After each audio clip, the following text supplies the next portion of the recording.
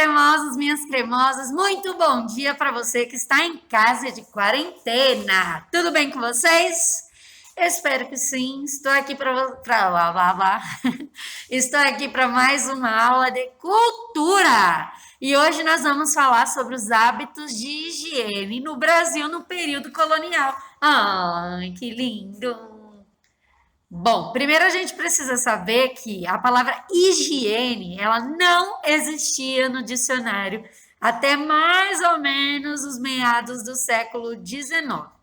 Tem muitos relatos de alguns viajantes que vieram de outros países, né, para cá. Isso eu não estou falando do descobrimento, tá, gente? Eu estou falando já lá bem para frente, já bem para frente, bem para frente, bem para frente, bem para frente. Então, depois do descobrimento, depois que teve aí a questão dos escravos, né? Mais ou menos nessa época aí, é aí que a gente está conversando agora, tá bom? Há relatos de pessoas que vieram de outros países para cá, para o Brasil, e elas ficavam impressionadas com a falta de higiene do povo que aqui morava. Então, para vocês terem uma ideia, era casa que não era limpa de jeito nenhum. Era pinico, que eles esvaziavam o pinico jogando cocô pela janela, jogando xixi pela janela e não limpava o pinico. De novo, para a pessoa usar, não limpava. Então, tipo, aquele sujeirinha de cocô, aquele xixi, aquele cheiro podre ficava lá. Aí, quando a pessoa sentia vontade de fazer de novo, só fazia de novo, era isso, e jogava para fora. Então, imagina, fiz meu xixi, fiz meu cocô, esvaziei meu pinico, como joguei para fora, lá para os matinhos, né? Consegue imaginar essa situação? Consegue? Tô falando disso, viu, Brasil? Vamos lá. Bom, aí as paredes ficavam tudo amarelada, de xixi, de cocô, tudo. O que era muito comum as pessoas fazerem? Sabe essas flores perfumadas? Lavanda, coisas assim? O que era feito? Eles queimavam essas plantas para dar um cheirinho, é tipo o bom ar da época, entendeu? Era o bom ar da época. Hoje a gente compra o bom ar, deixa no banheiro, quando a coisa ficou muito feia, né? Vai lá, espirra o bom ar e dá uma disfarçada. Não, na época não. Eles jogavam essas plantas ali perto da casa, ou então em pequenas, vamos supor, em pequenos potinhos dentro de casa e queimava porque o cheiro era podre. E, gente, a gente não tá falando só de gente pobre, não. A gente tá falando de gente rica também.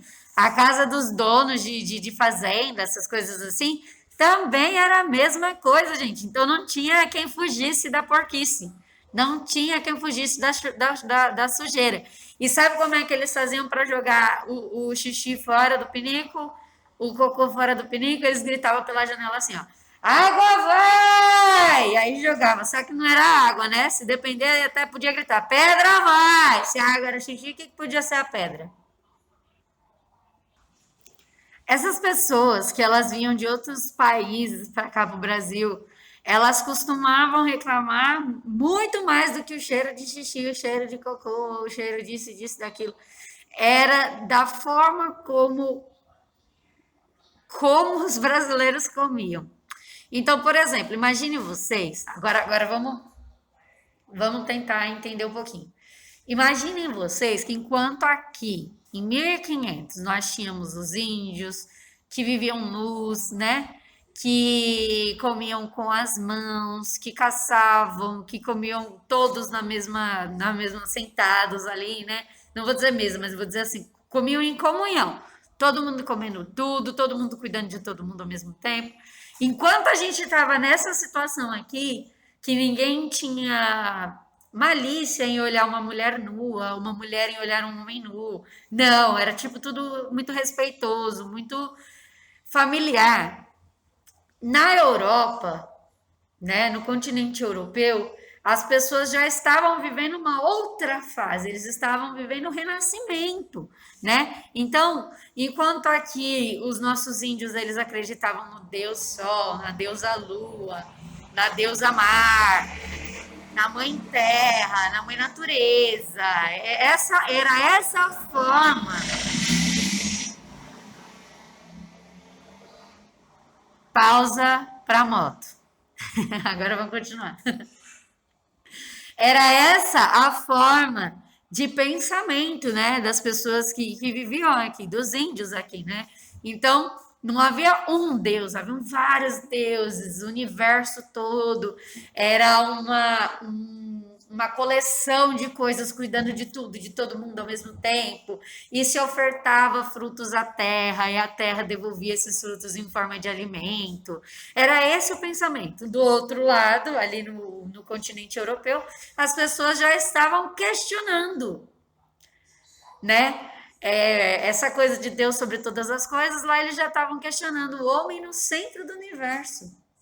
Então não é mais o Deus sobre tudo, é o homem se redescobrindo. Então eles estavam ali vivendo o renascimento, né? E a gente aqui sendo, eu vou dizer, descobertos, mas é muito errado esse conceito. Na minha concepção, nós somos achados. Os brasileiros foram achados, é isso.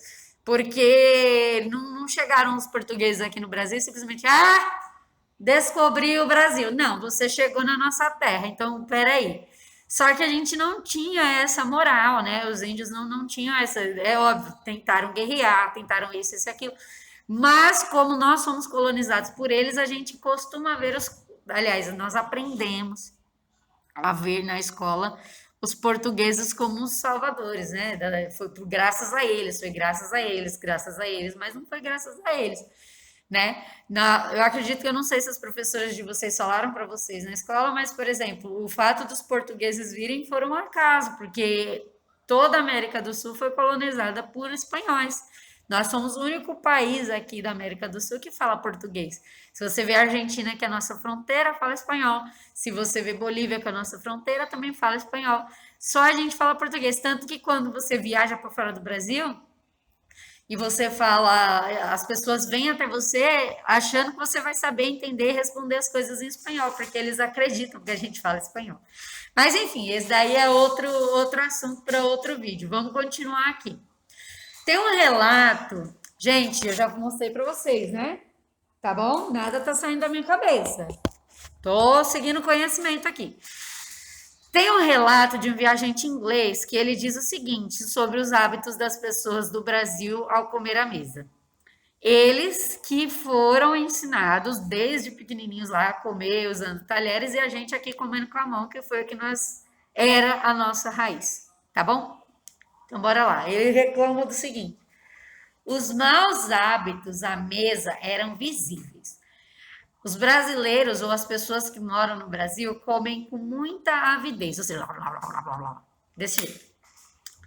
A altura da mesa na época, ela era nessa altura, então fazia com que o prato ficasse no nível do queixo.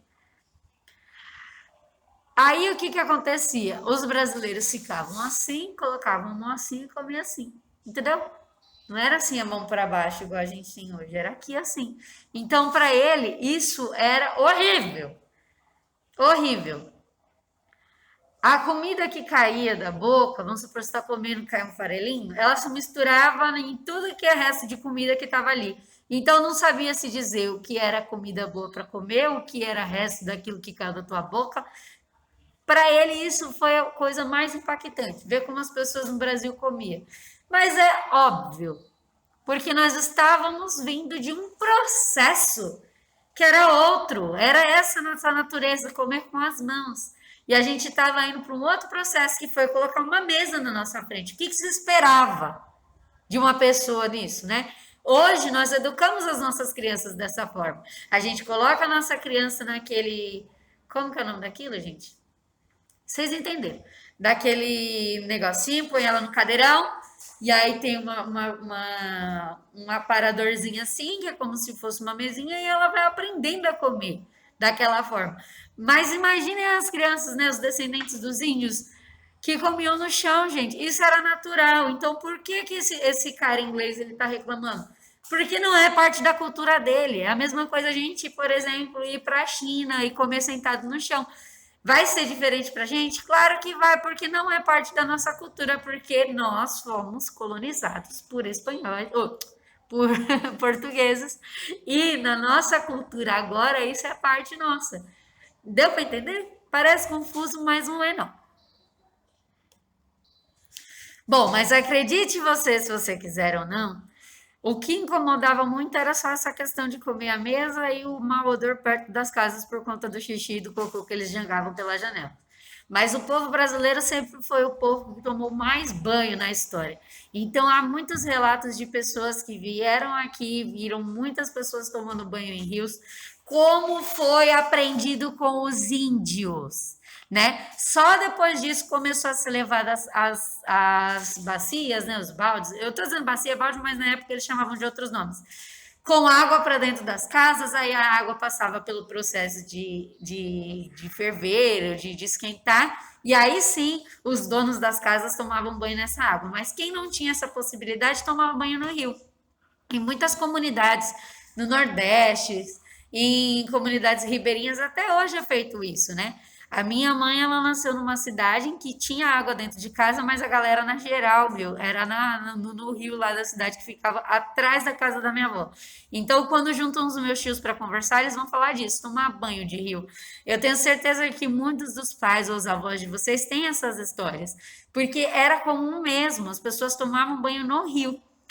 E no caso aí do período colonial, o que era mais limpo deles, de todas as pessoas, embora fosse tudo muito, né?